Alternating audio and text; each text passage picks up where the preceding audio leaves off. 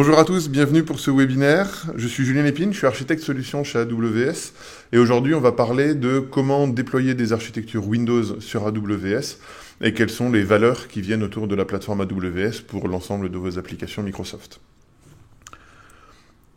Un petit mot sur la logistique pour commencer.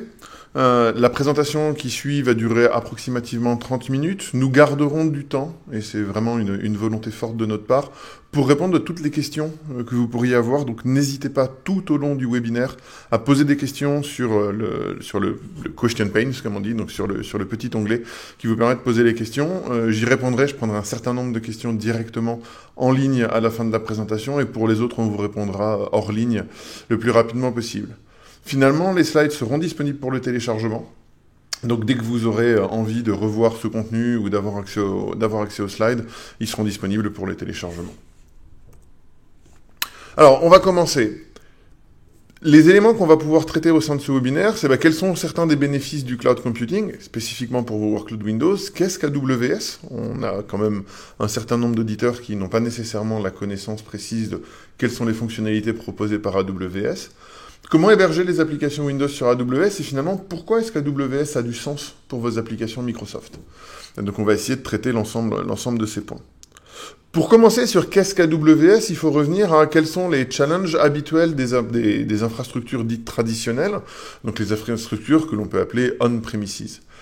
On voit un certain nombre de retours de la part de nos clients, et c'est la raison pour laquelle on a créé la plateforme AWS, qui sont le problème principal quand on doit créer une application ou quand on doit créer une infrastructure dite on-premises, c'est qu'il y a un besoin d'investissement majeur. Il faut acheter du matériel, il faut avoir de l'espace pour pouvoir mettre ce matériel dans ces data centers, et il faut s'engager sur le long terme avec ce matériel. Et souvent, ces cycles d'engagement commencent bien avant l'écriture de la première ligne de code des applications. Donc vraiment, c'est un des besoins forts, c'est d'être capable d'enlever ce besoin d'investissement en termes de capitaux, et vraiment de changer ce modèle-là. Le deuxième, c'est un problème d'utilisation des plateformes. Les plateformes on-premises ont des taux d'utilisation moyens qui sont extrêmement faibles. On est de l'ordre de quelques pourcents d'utilisation moyenne sur les machines, si on prend un parc complet, et sur des parcs très très bien optimisés, on va avoir des taux d'utilisation au maximum de quelques dizaines de pourcents. Donc on est vraiment sur un taux d'utilisation faible par rapport à l'investissement qui, lui, donne la disponibilité à 100% de l'ensemble de ces machines tout le temps. Et donc ce besoin est très fort aussi de la part de nos clients de pouvoir sortir de ces éléments et d'utiliser au mieux leurs investissements. Finalement, on est sur des cycles qui sont assez longs et même lents pour la plupart. Entre la phase d'étude initiale d'un projet, sa phase de RFP, donc sa phase d'appel d'offres pour avoir des réponses de la part des fournisseurs, l'achat, la livraison, la configuration, la mise en réseau, la mise des images et le déploiement des applications, on est en train de parler de plusieurs semaines, même la plupart du temps de plusieurs mois, et il n'est pas rare d'avoir des entreprises pour lesquelles mettre en place une nouvelle machine, même potentiellement des machines virtuelles, va pouvoir prendre plusieurs semaines. Et donc on a vraiment besoin de changer ces éléments-là.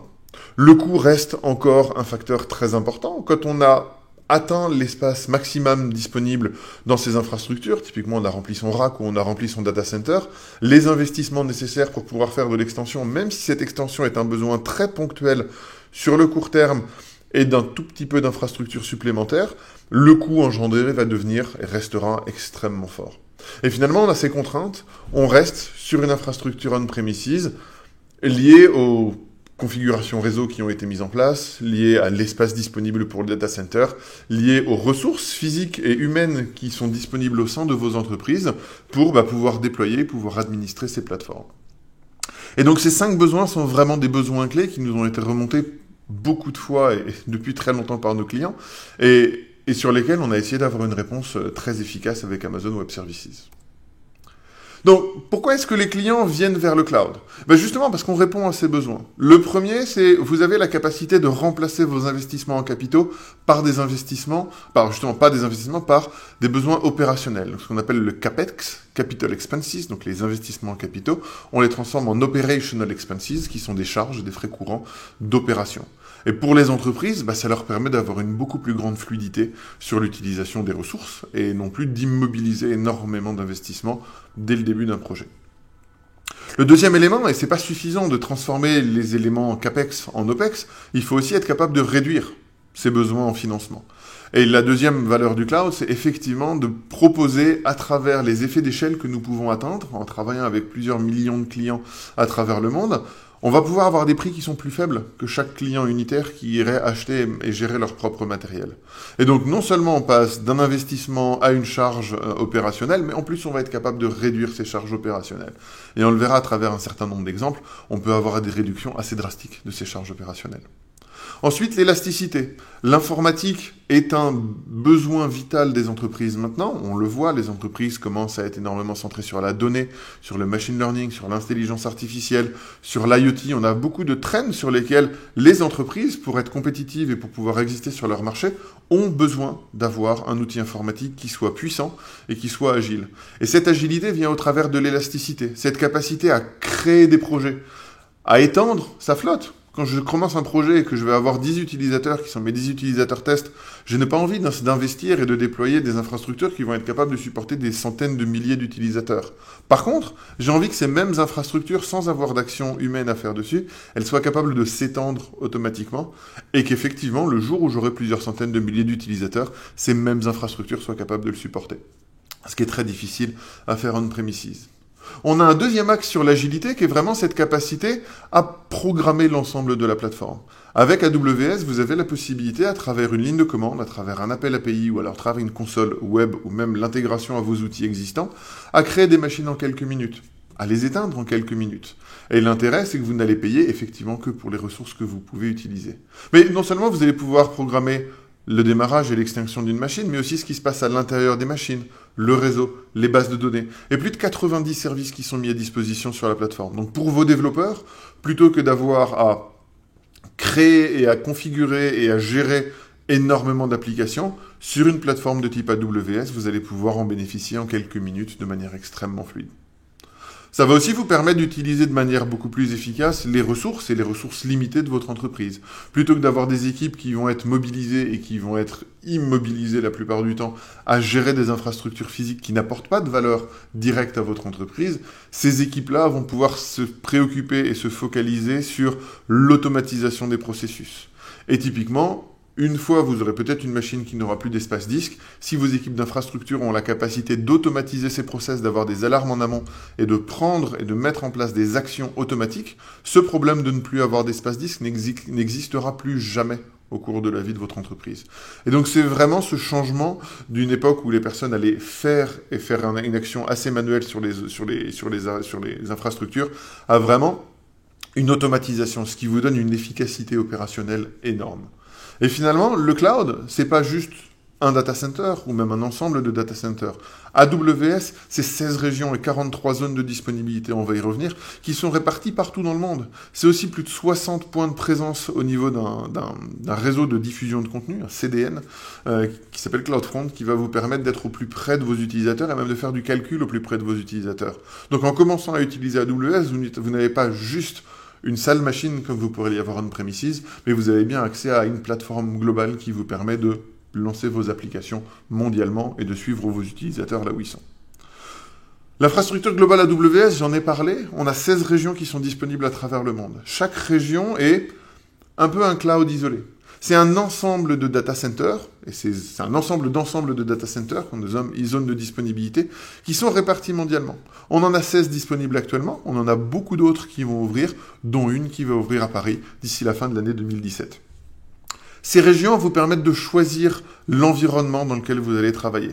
Si vous travaillez avec des données personnelles de ressortissants européens, par exemple, vous allez vouloir choisir une région Amazon qui soit conforme avec les réglementations européennes. Vous pouvez utiliser la région Irlande, la région qui se trouve à Londres ou la région qui se trouve à Francfort, ou alors une des autres régions typiquement américaines qui font partie du Safe Harbor et qui ont été donc validées par les nouvelles réglementations européennes.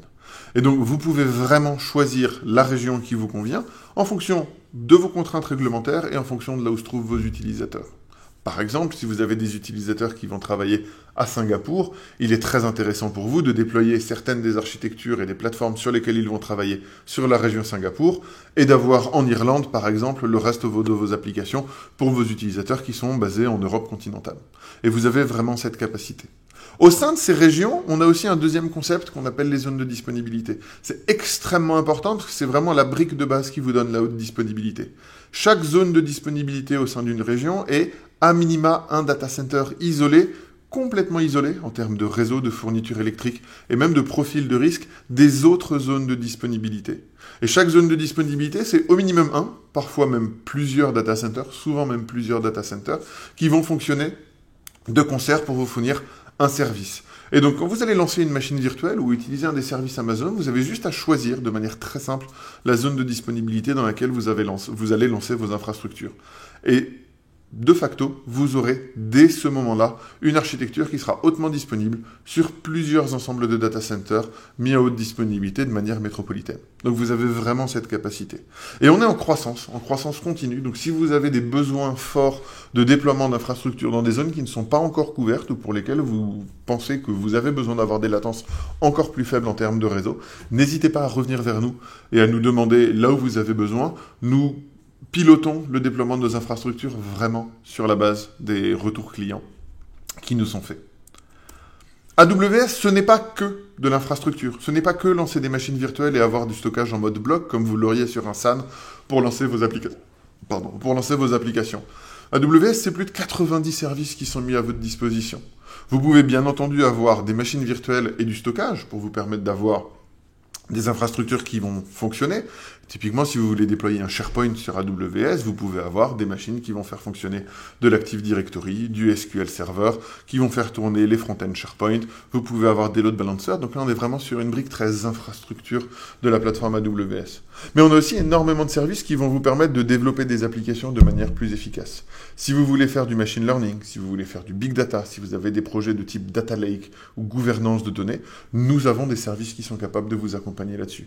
Si vous voulez faire du stockage, mais non pas en mode système de fichiers, tel qu'on a l'habitude de le faire traditionnellement, mais d'utiliser des systèmes de stockage objets, massivement parallèles et virtuellement illimités, on a des services comme Amazon S3 qui sont là pour vous aider. Donc, on est vraiment là pour vous proposer un ensemble de services le plus complet possible pour que vous puissiez construire vos applications et pour que vous puissiez optimiser vos applications une fois qu'elles sont déployées sur la plateforme AWS.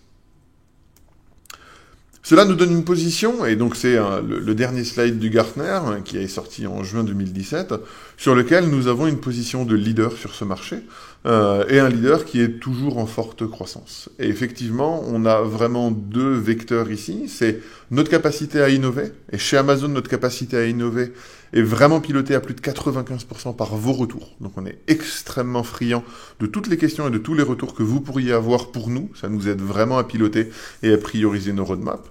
Et ensuite, vraiment cette excellence opérationnelle, on est une plateforme qui est faite pour fonctionner.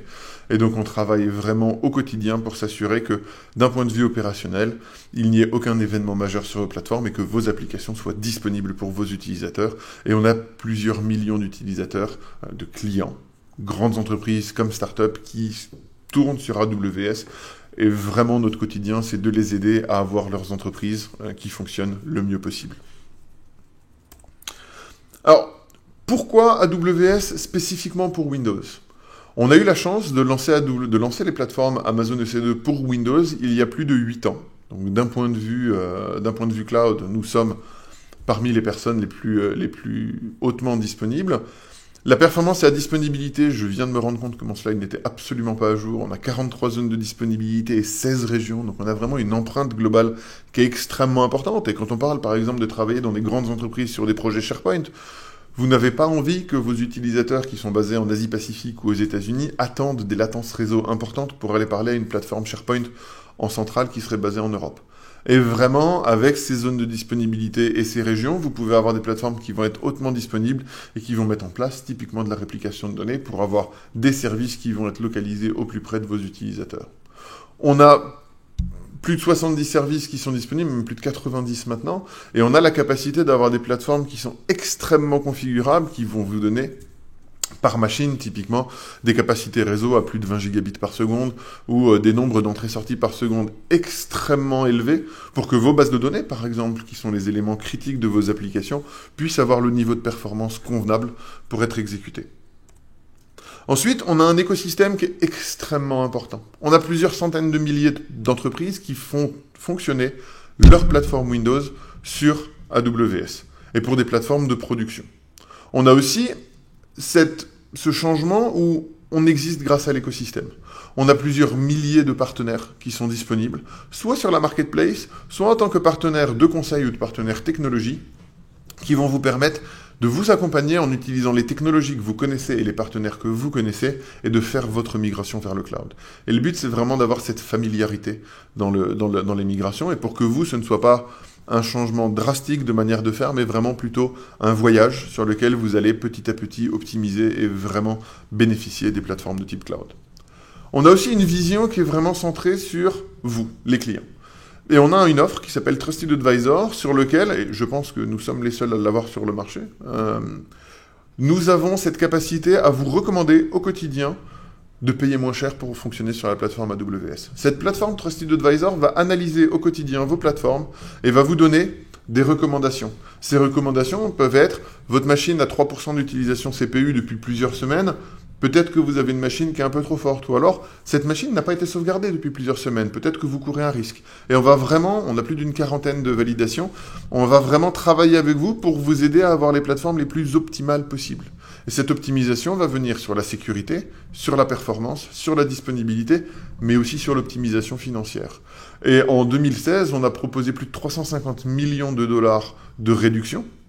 Alors, on a proposé beaucoup plus que ça, mais 350 millions de dollars ont été sauvés par nos clients à travers l'utilisation de ces validations. Donc c'est un outil qui est disponible pour tous nos clients et qui vraiment vous permet d'être beaucoup plus efficace sur la plateforme. Et non content de vous aider à gagner de l'argent une fois que vous commencez à utiliser la plateforme, on a aussi une politique de réduction de prix où on baisse continuellement nos prix. La dernière baisse de prix était il y a quelques semaines sur laquelle nous avons réduit jusqu'à 50% le prix des licences SQL Server pour les plateformes Windows. Donc on est vraiment dans cette démarche de vous aider à toujours payer moins en utilisant les plateformes AWS. Quand je parlais des partenaires, on a un certain nombre de partenaires qui sont disponibles sur la plateforme au niveau des plateformes Microsoft. On va retrouver bien entendu Microsoft. On est un des grands partenaires Microsoft au niveau mondial. Et Microsoft est un de nos grands partenaires au niveau mondial aussi. On a aussi des partenaires qui vont être plus spécialisés par type de technologie, comme la sécurité avec des personnes comme Trend Micro, du réseau avec F5 ou Cisco. On va avoir les bases de données, le stockage, le média, l'intelligence artificielle, que ce soit l'intelligence artificielle dite traditionnelle ou les éléments de type Big Data, vous allez vraiment pouvoir travailler avec des partenaires de premier ordre sur la plateforme. Quels sont les bénéfices d'Amazon EC2 spécifiquement pour Windows ? On va aller un petit peu plus en profondeur sur chacun. On a vraiment ces 7 bénéfices qui sont là au quotidien pour les plateformes Windows afin de s'assurer que votre migration soit la plus efficace possible. Le premier, c'est la sécurité. On a une méthode de déploiement de la sécurité qui est vraiment une sécurité par couche, où on va commencer par catégoriser les données, on va travailler avec vous, même potentiellement pour vous aider à faire cela, et après, on va vous fournir des outils qui vous permettent de suivre chacune des données, chacune des machines qui va traiter ces données. Et donc, au lieu d'avoir une plateforme sur laquelle vous allez avoir une sécurité périmétrique,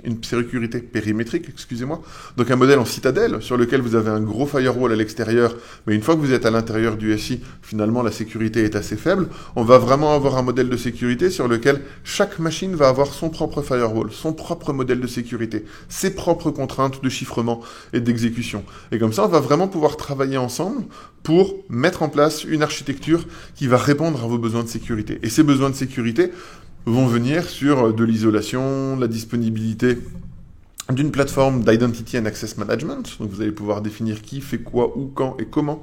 On a plus de 28 points de contrôle sur les différents accès API, et aussi une visibilité complète de vos plateformes. Donc même si vous êtes sujet à des restrictions réglementaires extrêmement fortes, comme typiquement des banques, des organismes de paiement, vous allez pouvoir mettre en place des plateformes sur AWS qui répondent à ces besoins extrêmement forts. Deuxième élément, c'est la disponibilité. On vous fournit des SLA, donc des Service Level Agreements, qui vous donnent une garantie de disponibilité de nos services, qui vont jusqu'à 99, 95, voire même 100% de disponibilité pour les services comme CloudFront. Et on va vous aider aussi, et à travers les principes que nous fournissons, comme les zones de disponibilité et les régions, vous donner la possibilité de faire de la réplication synchrone entre plusieurs zones de disponibilité. Donc là, vous bénéficiez d'une architecture sur plusieurs data centers qui sont complètement isolés d'un point de vue électrique, d'un point de vue réseau, d'un point de vue profil de risque, sur lesquels vos applications s'exécutent en actif-actif ou avec des réplications synchrones. On va vous donner la possibilité d'avoir des outils qui monitorent l'uptime, la performance de vos applications. On a aussi des possibilités réseau qui vous donnent un contrôle extrêmement fin sur les latences réseau et sur la variabilité du réseau. Donc en fonction de vos besoins, même si vos besoins sont extrêmement poussés, on va être capable d'architecturer des plateformes qui répondent à ça. La performance, c'est un besoin fort de nos clients. Et à travers la performance chez Amazon, on va l'avoir de plusieurs éléments. On va avoir sur nos briques de calcul des éléments de performance qui sont extrêmement forts. Donc quand vous voulez avoir des machines virtuelles, vous pouvez choisir des toutes petites machines virtuelles qui ne vont quasiment rien coûter, voire même qui vous sont offertes pendant un an, jusqu'à des machines qui vont avoir plusieurs téraoctets de RAM, 128 vCPU et plusieurs dizaines de téraoctets de stockage, ou même du stockage en SSD. Donc vous avez vraiment cette capacité à choisir. Si jamais vous avez des besoins spécifiques, typiquement mise en place de GPU, pour avoir du calcul sur des processeurs graphiques, voire même si jamais vous voulez utiliser des accélérations matérielles natives, on vous fournit des plateformes avec des FPGA, donc des Field Programmable Gate Array, qui sont vraiment des processeurs que vous pouvez programmer, mais non pas programmer ce que le processeur va faire, programmer le design électronique du processeur. Donc si vous avez des besoins de performance extrêmement forts, on va pouvoir vous accompagner là-dessus. Mais c'est pas suffisant. La performance, c'est aussi la capacité de s'adapter aux besoins de vos applications. Et à travers l'automatisation, la capacité à gérer le réseau, l'élasticité automatique à travers des services comme CloudWatch et Autoscaling et les outils de monitoring, on va pouvoir vous permettre de créer des architectures qui vont s'adapter réellement aux besoins de vos utilisateurs. Et effectivement, des plateformes qui vont être efficaces en termes de coût, mais extrêmement performantes parce qu'elles vont s'adapter aux charges réelles de vos applications. La familiarité est un point critique et vraiment clé sur les applications Windows. Les administrateurs sur les plateformes Microsoft ont vraiment une manière de travailler qui leur est propre, avec un certain nombre d'outillages qui leur sont propres et qui sont différents des plateformes Linux. Et pour les utilisateurs et pour les administrateurs sur plateforme Microsoft, on a vraiment un certain nombre d'outils qui sont dédiés à vos cas d'utilisation, sur lesquels on va venir s'intégrer aux outils que vous utilisez déjà. Vous utilisez System Center, il n'y a aucun souci, on a des plugins et des management packs pour System Center d'un point de vue Virtual Machine Manager, typiquement si vous voulez faire du provisioning, et d'un point de vue Operations Manager pour avoir la capacité à capter les logs, capter les métriques et être capable d'analyser la plateforme AWS. On va aussi vous donner la possibilité de configurer et de piloter exactement quelles sont les applications que vous voulez sur vos serveurs. Vous seul êtes administrateur de vos machines Windows. Vous pouvez les joindre à un domaine, vous pouvez les configurer, vous pouvez les automatiser. Et en plus, vous pouvez ramener vos licences existantes. Et là, c'est vraiment un des points clés de la plateforme AWS. On vous fournit un catalogue complet de services qui vous permet d'optimiser vos besoins en termes de licences sur la plateforme. Et bien entendu, encore une fois, cette familiarité, c'est s'intégrer aux outils que vous utilisez. Vous utilisez PowerShell, vous utilisez .NET, vous utilisez quels que soient les environnements Windows que vous utilisez, ou même des environnements partenaires, comme HP, comme VMware, on va venir s'intégrer à vos environnements pour que vraiment cette migration vers AWS soit la plus simple et la plus familière possible. Le coût, on en a déjà parlé beaucoup de fois, on va y revenir parce que c'est quand même vraiment un point clé des plateformes de type cloud. Vous avez la possibilité de changer votre modèle CAPEX pour passer sur un modèle OPEX. Vous avez la possibilité de bénéficier de nos économies. Vous ne payez que pour ce que vous utilisez. Et si vous utilisez des services avancés, qu'AWS Lambda, qui est la base de toute la mouvance serverless et qui fonctionne pour les plateformes Windows et les plateformes .NET, on vous donne la possibilité d'avoir une facturation en 100 millisecondes d'exécution de vos applications. Donc vous avez vraiment un contrôle extrêmement fort et extrêmement fin sur ces éléments-là. Et encore une fois, on est sur un modèle sans engagement. Vous avez la possibilité de créer des plateformes et de les éteindre, vous ne paierez que pour ce que vous avez utilisé, et vous avez même la possibilité de réutiliser vos licences, donc encore avoir la possibilité de réutiliser vos investissements existants sur la plateforme AWS. L'extensibilité de la plateforme, on l'a dit, plus de 90 services disponibles, un écosystème de partenaires extrêmement important. On a une marketplace qui vous donne la possibilité de réutiliser ou de choisir des nouvelles plateformes de manière complètement intégrée et de les payer sur votre facture AWS. On a des services qui s'améliorent de manière continue. On a lancé plus de 1000 nouvelles fonctionnalités l'année dernière, nouveaux services ou nouvelles fonctionnalités sur des services existants qui vous donnent vraiment la réponse à vos besoins. Et encore une fois, toutes ces améliorations sont drivées par les retours clients. Et finalement, on a des formateurs, on a des formations, des certifications et des partenaires formateurs qui sont là pour vous aider à acquérir la compétence clé ou les compétences clés qui vont vous permettre de bien mener votre transition vers le cloud. Le dernier, c'est la flexibilité. Encore une fois, on vous fournit un ensemble de briques de base avec lesquelles vous pouvez construire vos plateformes. Si vous avez envie de les assembler d'une certaine manière ou d'une autre, Nous serons là pour vous accompagner et nos outils sont faits pour être combinés ou être utilisés séparément en fonction de vos besoins. Vous n'êtes pas bloqué dans un modèle spécifique. Et donc on a vraiment plus de 50 types d'instances maintenant différents. Vous avez vraiment des options de prix qui sont différentes. Vous pouvez avoir du stockage en SSD, en mode objet, en mode bloc, sur plusieurs dizaines de téras par machine ou alors au contraire sur des éléments complètement externalisés. Donc vous avez vraiment ces capacités à avoir toujours un contrôle très fin sur vos infrastructures tout en bénéficiant de cette échelle et de cette programmabilité. Un certain nombre de clients qui nous ont fait confiance, Lionsgate, ont vraiment utilisé, donc qui est une entreprise qui est dans la publication de contenu vidéo. Ils font des productions vidéo et vous les avez très certainement vus au cinéma. Ils ont beaucoup de films qui sont sortis. Ont vraiment bénéficié des fonctionnalités de VPC, avoir cette élasticité, cette sécurité. Et pour leur SharePoint, ça leur a permis de passer en mode hybride et de migrer sur AWS de manière extrêmement fluide. Expedia, un des plus gros fournisseurs de voyages au monde, utilisent AWS et ont été capables, à travers l'utilisation des régions, de réduire la latence réseau auprès de leurs utilisateurs. Et on sait que pour des applications web, la latence réseau, c'est vraiment un facteur clé de catégorisation sur les moteurs de recherche. Plus votre latence est faible, plus vous aurez un poids qui sera fort et mieux vous serez sorti. Mais en plus, pour vos utilisateurs, à chaque fois que vous avez des centaines de millisecondes qui sont perdus en termes de trafic réseau, vous allez perdre des utilisateurs. Et là, ils ont vraiment eu la possibilité, à travers l'utilisation de VPC et des régions, d'optimiser ces éléments. Hess ont eu la possibilité de migrer des plateformes extrêmement legacy, donc pas nécessairement les nouvelles plateformes cloud native qui ont été reconstruites pour le cloud, mais au contraire de bénéficier de la largeur de gamme d'AWS pour migrer leurs applications existantes, des vieilles versions de SQL Server, du Windows Server 2003, des anciennes plateformes Citrix, et petit à petit de faire de l'optimisation et de faire de la migration vers des plateformes plus matures, ou plus récentes en l'occurrence, parce que là c'était vraiment de la modernisation. Et ça leur a vraiment permis de transformer leur informatique, où ils étaient contraints par un data center existant et des contrats les liant de manière très forte avec leurs fournisseurs, et là ils ont pu faire cette migration et cette modernisation. Dole Foods ont vraiment eu pour position de migrer énormément d'infrastructures sur AWS. Ils ont commencé par migrer beaucoup de SharePoint et ça leur a donné la possibilité d'avoir une économie de plus de $350 000 sur 3 ans en migrant sur AWS. Donc là, vraiment, le fait de pouvoir construire et designer exactement les briques qu'ils avaient besoin avec les éléments qui répondaient à leurs besoins, leur a donné la possibilité d'avoir effectivement des économies plus que substantielles. Mais pour vous accompagner à faire ça, on a aussi, nous publions côté AWS énormément de matériel qui vous donne les best practices pour ces éléments. Une des bonnes pratiques que nous avons à disposition, c'est ce qu'on appelle les quick starts. Donc vous pouvez sur aws.amazon.com/quickstart et vous aurez à disposition un ensemble de plateformes qui sont mises à disposition complètement automatiquement. Et donc si vous avez un compte AWS, vous pouvez aller sur ces pages, voir la documentation des meilleures pratiques pour déployer un Exchange, un Active Directory, un SQL Server sur AWS, et en quelques clics, vous aurez la possibilité de lancer vous-même ces environnements sur la plateforme AWS. Et vous aurez donc une plateforme complète. Donc là, en l'occurrence, on peut avoir un SharePoint, plus un Exchange, plus un Link, avec un Active Directory et un SQL Server qui sont déployés en moins de 3 heures et que vous pouvez utiliser.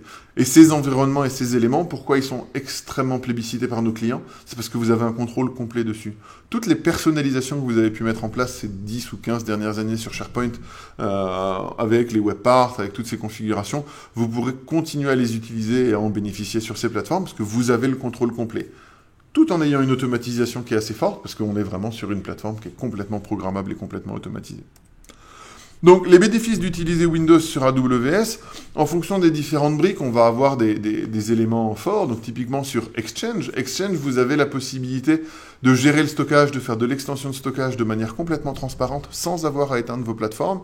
Vous pouvez bénéficier des multi-zones de disponibilité, voire même des multi-régions, pour avoir une plateforme Exchange qui va venir s'étendre de manière mondiale et qui va répondre à vos besoins tout en étant extrêmement optimale. Sur SharePoint, on va vraiment avoir de l'agilité, la possibilité de créer des nouveaux environnements, de les éteindre. Donc quand vous avez des nouveaux projets ou des nouvelles équipes ou des nouveaux besoins de développement, vous pouvez créer ces environnements très rapidement et les éteindre une fois que vous avez fini. Et vous avez encore une fois, bien entendu, là vraiment la possibilité de les étendre, parce que si on prend typiquement un des cas critiques avec SharePoint, c'est le stockage des objets dans la base de données. Chaque fichier que vous avez dans SharePoint est stocké dans la base de données SQL Server, et avec des outils qui sont disponibles sur la marketplace, tels que Metalogix ou AVPoint, vous avez la possibilité d'externaliser ces objets vers des stockages objets comme S3. Et donc SharePoint plus S3 deviennent des plateformes qui sont extrêmement simples à opérer et à sauvegarder, parce que vos bases de données seront beaucoup plus petites et beaucoup plus efficaces et performantes que si vous aviez tous vos objets dedans. Et S3, lui, est virtuellement illimité, et vous pouvez avoir de la réplication, de la sécurité et tous les éléments qui vont bien. Donc SharePoint, on va non seulement pouvoir le migrer, mais en plus pouvoir vraiment l'optimiser et l'améliorer une fois qu'il est sur AWS.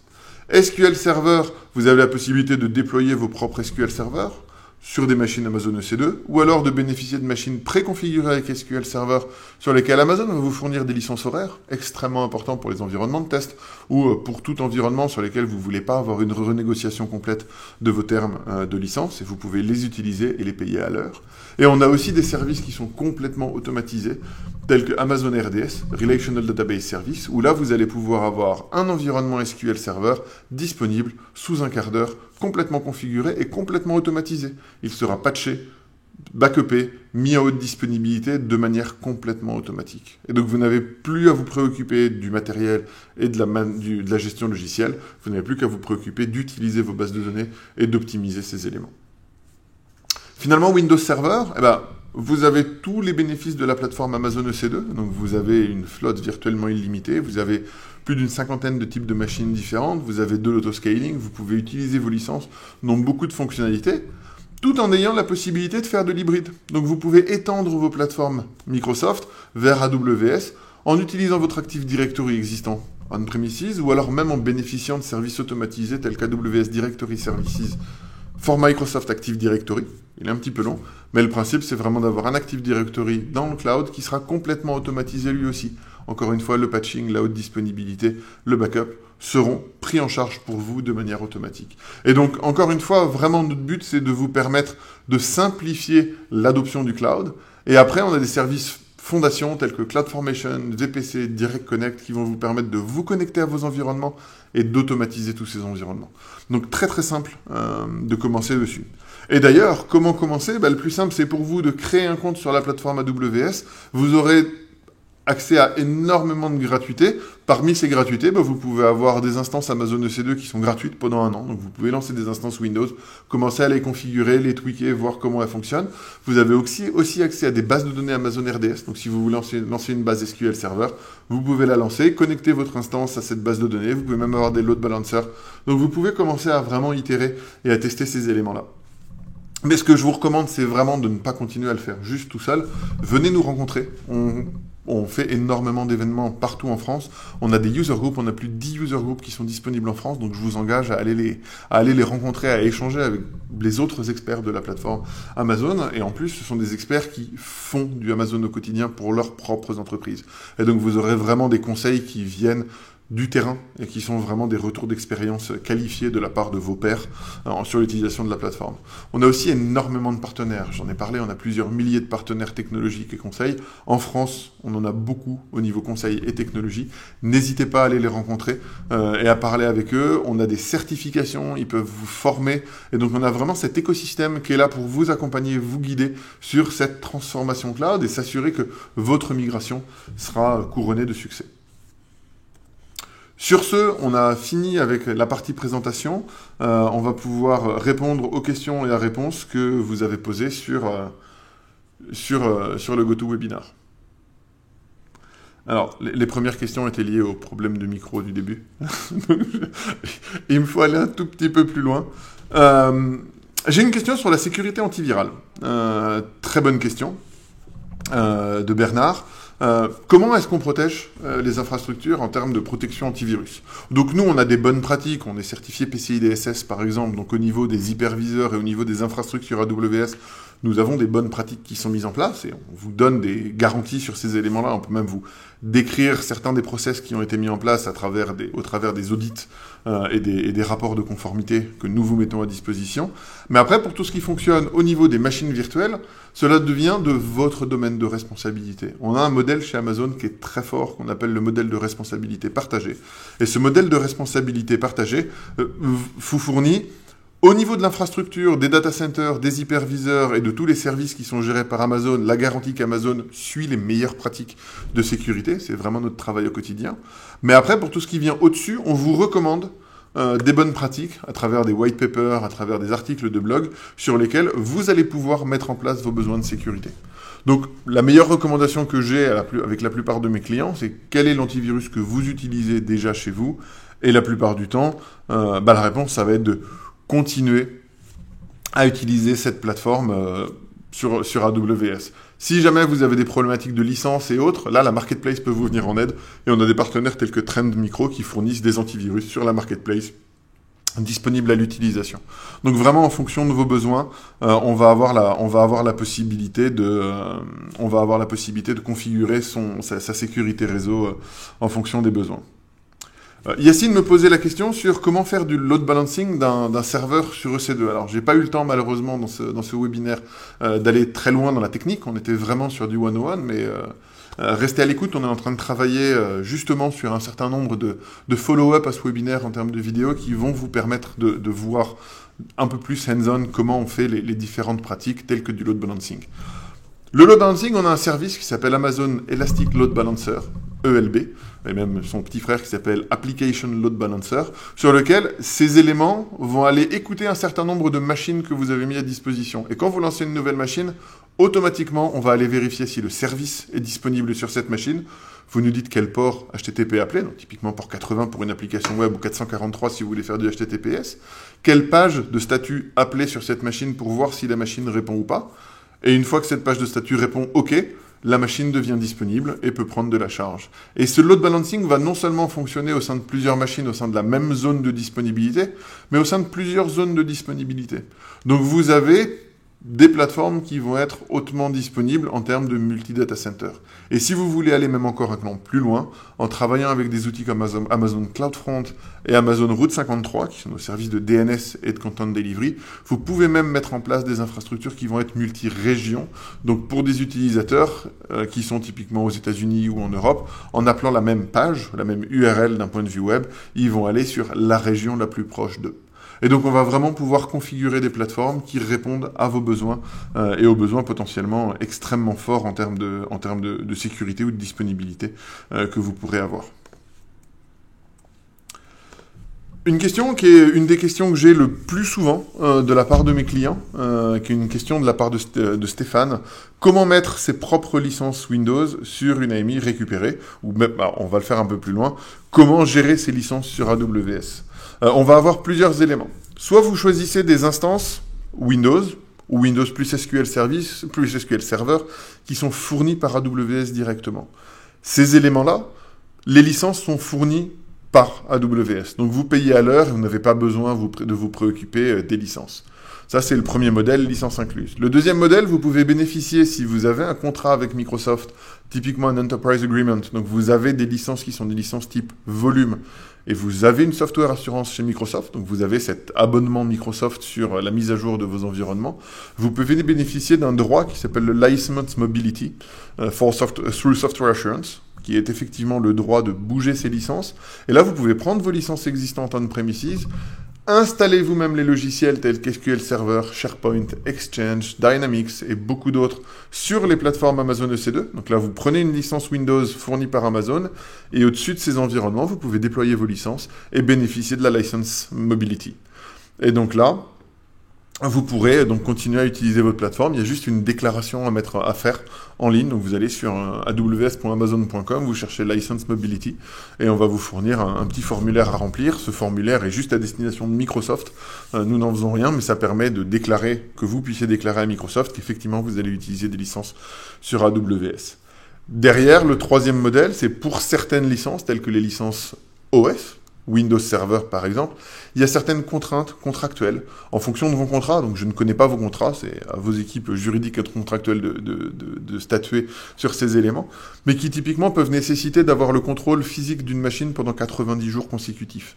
Ces éléments-là, sur une plateforme de type cloud telle qu'Amazon EC2, c'est un peu plus complexe à faire, parce que les machines, quand vous les démarrez, vous pouvez les éteindre, et si vous les utilisez plus, ce sera plus la même machine quand vous redémarrez. Et donc, on a développé des applications, des fonctions spécifiques telles qu'Amazon EC2 Dedicated Hosts, sur lesquelles vous allez avoir cette visibilité et vous allez pouvoir réserver un node physique, donc une machine physique dans les data centers AWS, qui vous sera mise à disposition. Encore une fois, c'est par API, vous pouvez la prendre et la relâcher quand vous avez besoin. Mais sur cet environnement physique, vous allez pouvoir démarrer et éteindre des instances et spécifiquement dire que ces instances vont exécuter seulement sur cette machine physique. Et avec la visibilité que cela vous garantit, vous pouvez utiliser des contrats qui vont être des contrats legacy, potentiellement sans software assurance, ou alors des contrats sur lesquels vous voulez bouger vos licences operating system et bénéficier des prix plus bas qui sont disponibles sur la plateforme AWS. Donc on vous fournit vraiment un grand panel de gestion des licences sur la plateforme AWS.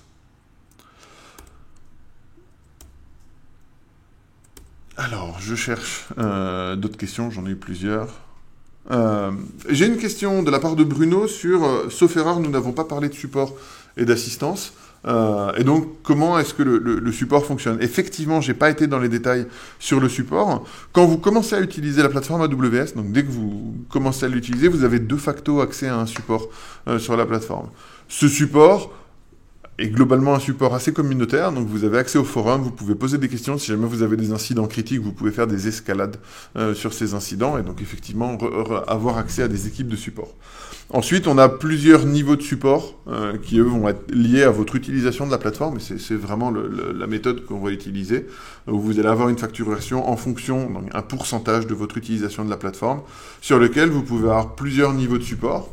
Un support développeur sur lequel vous allez avoir jusqu'à 12 heures de temps de réponse pour vos besoins. Donc, très bien pour les plateformes de développement et de test sur lesquelles vous n'avez pas de production qui fonctionne.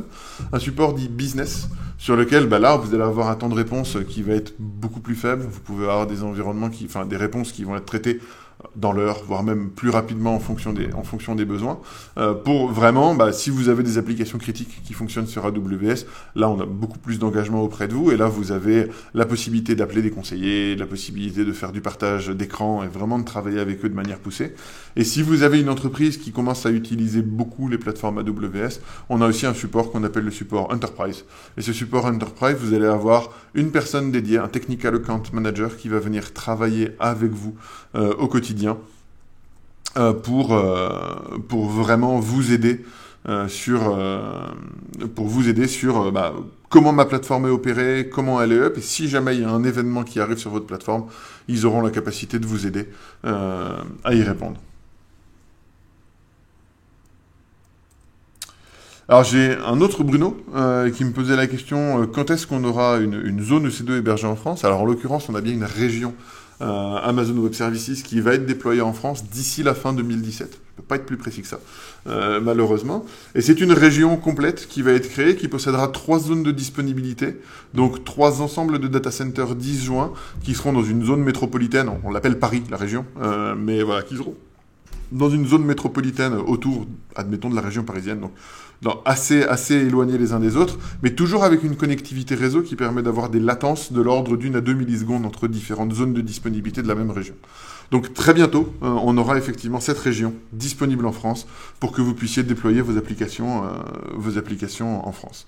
Et cette région supportera tous les services, tous les services, le temps qu'on les déploie, mais c'est vraiment une région qui devient une région majeure, qui est vraiment faite pour que ce soit ça, et vraiment sur laquelle on va avoir Amazon EC2, S3, mais aussi l'ensemble des services tels que le machine learning, IoT, Lambda qui vont être déployés dessus. Alors, question sécurité de la part de BAMS. Que proposez-vous pour être conforme au règlement européen RGPD, donc GDPR en anglais, et donc la réglementation générale pour la protection des données, si je ne m'abuse. On a un site qui est dédié là-dessus, donc on travaille depuis très longtemps avec, bien entendu, l'ensemble des instances européennes pour s'assurer que nous soyons conformes avec ces éléments. Donc déjà, si vous utilisez les plateformes qui sont disponibles chez Amazon Web Services en zone Europe, on est conforme avec les réglementations qui s'appliquent sur les réglementations du Working Party 29, qui sont les dernières réglementations à date disponibles. Et on a travaillé avec eux pour justement être conforme dès le lancement avec la RGPD. Donc on a un site sur aws.amazon.com. Dans la partie sécurité, vous pouvez chercher, ou même juste chercher AWS RGPD. On a un site qui est dédié à ça, sur lequel on vous explique les meilleures pratiques pour être conforme à ces règles, parce qu'il y a des éléments qui viennent de la plateforme AWS, des éléments de conformité, mais il y a aussi énormément d'éléments d'architecture et de déploiement des applications qui sont de votre responsabilité. Et vraiment, on vous aide à avoir ces deux visions de bout en bout. Nouvelle question de sécurité, décidément les gens adorent la sécurité aujourd'hui, de la part de Thomas. Est-ce que je peux faire des tests d'intrusion sur une architecture AWS pour un client? Et si oui, quelle en est la procédure? Alors oui, bien entendu, vous pouvez faire des tests d'intrusion. Ça fait partie des bonnes pratiques de sécurité, de tester vos applications aussi en termes de sécurité. La seule chose, c'est que si vous faites des tests d'intrusion comme ça sur la plateforme AWS, il y a des chances d'être détecté par nos équipes de sécurité et d'être blacklisté. Donc vos tests d'intrusion ne seront pas contre votre application directement, mais seront bloqués par les sécurités natives de la plateforme AWS. Donc ce que nous recommandons, c'est la pratique qu'il faut suivre pour le faire. Sur aws.amazon.com, encore une fois, dans la partie sécurité, il y a un formulaire que vous pouvez remplir pour demander à faire des tests d'intrusion. Et dans ce cas-là, quand on verra très certainement du trafic un peu suspect passer, ou des éléments un peu bizarres en termes de flux réseau. On ne regarde pas ce qui se passe au sein du réseau. Encore une fois, on n'a aucun intérêt à regarder ce qui se passe au sein des tuyaux, mais on voit quand même des comportements un peu bizarres avec du spoofing, des choses qui, d'un point de vue équipement réseau, ne sont pas les plus correctes du monde.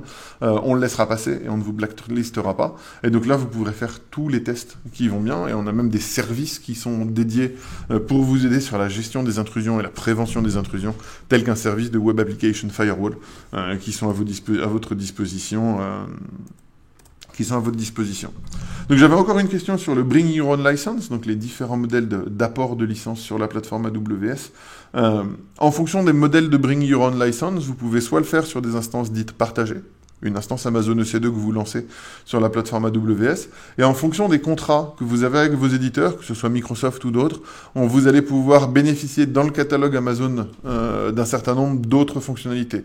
Typiquement, pour les plateformes MSDN, vous devez utiliser des instances qui sont des instances que nous appelons dédiées. Donc, juste la garantie que quand vous démarrez une machine, vous, en tant que client, serez tout seul sur cette machine physique. Ces instances-là, elles fonctionnent comme toutes les autres instances, mais il faut juste demander à avoir une instance dédiée. Pour d'autres types de Bring Your Own License, tels que l'apport de licence OS, Windows Server, là vous allez avoir besoin non seulement d'être tout seul sur un autre physique, mais pour pouvoir bénéficier des baisses de coûts au niveau des licences, vous devez avoir le contrôle pendant 90 jours de votre plateforme, et ce contrôle-là, ce niveau de contrôle-là n'est disponible qu'en utilisant des hôtes dédiés, des dedicated hosts, qui est une autre offre de la plateforme Amazon. Mais avec vraiment ces trois modèles, on peut répondre à la majorité des cas de licence de la part de nos clients. Une des dernières questions que je vais prendre, parce que je pense qu'on est bientôt à la fin du webinaire. Question de Loïc sur quels sont les mécanismes pour assurer la sauvegarde et la restauration des données. Vous avez la possibilité, en fonction des services Amazon que vous utilisez, de bénéficier de mécanismes directement fournis par la plateforme. Typiquement, quand vous stockez des fichiers sur une machine, sur une instance Amazon EC2 qui fonctionne avec Windows, ces fichiers, vous allez très certainement les stocker sur un volume de stockage, et ces volumes, par défaut, on appelle ça des EBS, Elastic Block Store. C'est l'équivalent d'un disque sur un SAN, mais qui serait fourni de manière beaucoup plus élastique et beaucoup plus efficace sur la plateforme Amazon EC2. Ces volumes, EBS, vous avez la possibilité de lancer un snapshot sur ces volumes EBS. Et donc c'est un appel API qui prend quelques secondes à peine, et qui, une fois exécuté, va faire un instantané de votre volume au moment où on vous a répondu « Ok, on va faire l'instantané ». Et donc on travaille avec vous sur les bonnes pratiques pour justement mettre en place ces snapshots. Et en fonction des services que vous allez utiliser, typiquement Amazon RDS, qui fournit la base de données, vous avez des snapshots automatiques qui sont fournis quotidiennement, et vous avez toutes les 5 minutes du recovery point in time qui est mis en place. Donc vous avez la possibilité de revenir à la seconde près sur une transaction sur une base de données, en fonction de vos besoins. Et vraiment, sur Amazon RDS, on va pouvoir travailler là-dessus. Donc, en fonction de vos besoins, vous pouvez vraiment travailler avec nous pour voilà, avoir ces éléments. J'avais la suite de la question de Thomas sur comment on fait la déclaration des demandes pour les tests d'intrusion. Il suffit de faire le formulaire habituellement en réponse sous 1 à 2 jours. 1 à 2 jours ouvrés pour pouvoir faire les tests. Donc voilà.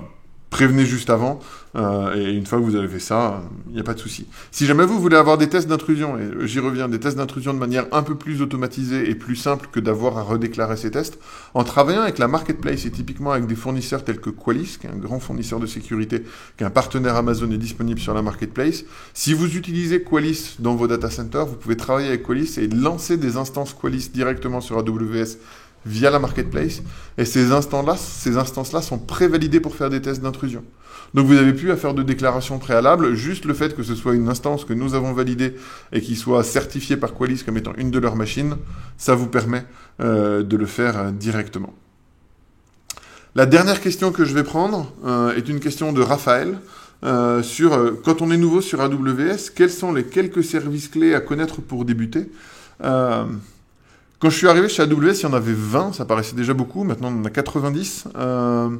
Ma réponse sera plutôt, réfléchissez vraiment au cas d'usage que vous voulez avoir. Si vous voulez faire fonctionner juste des applications, typiquement des applications Windows et des applications existantes, plutôt des applications d'entreprise telles que SharePoint, Exchange et autres, les services que vous allez vouloir commencer par étudier sont les services de type VPC. De toute façon, quoi que vous fassiez, VPC sera vraiment un des services clés à avoir.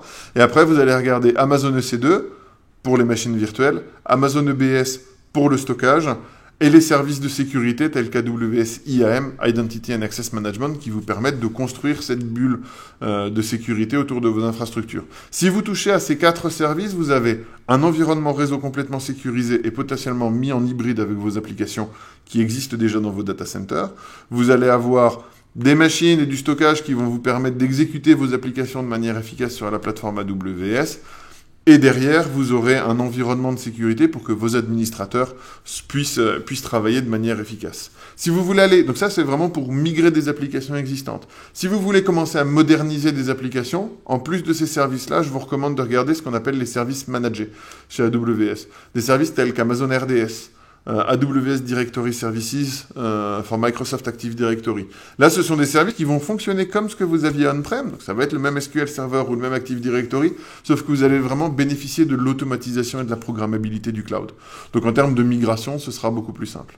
Si jamais vous voulez aller même un cran plus loin et vraiment travailler sur de la modernisation d'applications et sur comment redévelopper des applications pour qu'elles soient cloud native, là, je prendrai le problème un peu différemment. Je commencerai par regarder quel est l'état de l'art dans ces éléments-là. Et potentiellement commencer à travailler avec des services comme AWS Lambda, qui vous permettent de construire des applications sans avoir à gérer de serveur du tout, avec une facturation aux 100 millisecondes, une échelle, des applications qui passent à l'échelle de manière complètement automatique. Et vous allez vraiment pouvoir commencer à travailler, non plus sur comment je déploie et comment je gère mon application en termes d'infrastructure, mais bien sur comment je design et développe mon application pour bénéficier de l'infrastructure cloud.